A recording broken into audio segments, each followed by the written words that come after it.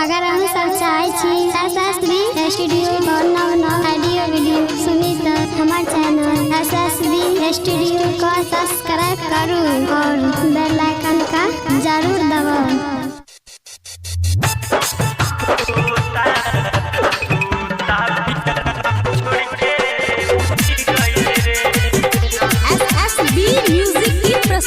Music by DJ Umesh Shukipur Bazar.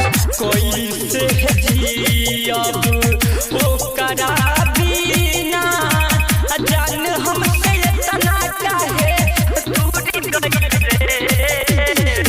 कोई से जियब ओकरा बिना जान हमसे इतना काहे दूरी गई रे। तिनका चुनी तोता पिजरवा छोड़ के उड़ी गइल रे। तिनका चुनी के गइल रही खोता। तोता पिजरवा छोड़ के उड़ी गइल रे। Music by DJ Umesh Shukipur Bazar. चली गइली दूर हमसे बात ना हमर मान के केहू ना बतावे अब खबरिया हमरा जान के। चली गइली दूर हमसे बात ना हमर मान के केहू ना बतावे अब खबरिया हमरा जान के। बचपन के प्यार हवे कैसे भुलाइम कवन करन मजबूर भइल रे।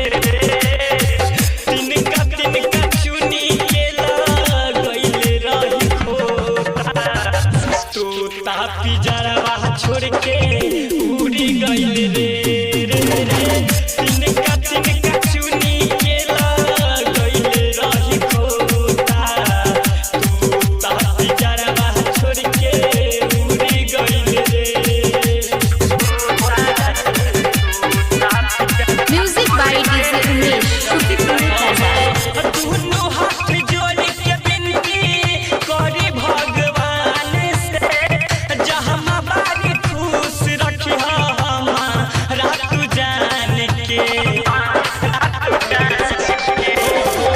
दुनू हाथ जोड़ के विनती करी भगवान से जहाँ बारी खुश रखिह हमारा तू जान के। दीवाना यादव कैसे जी नरेश राज जात रहली घूरी गइल रे। तिनका चुनी के गइल रही खोता।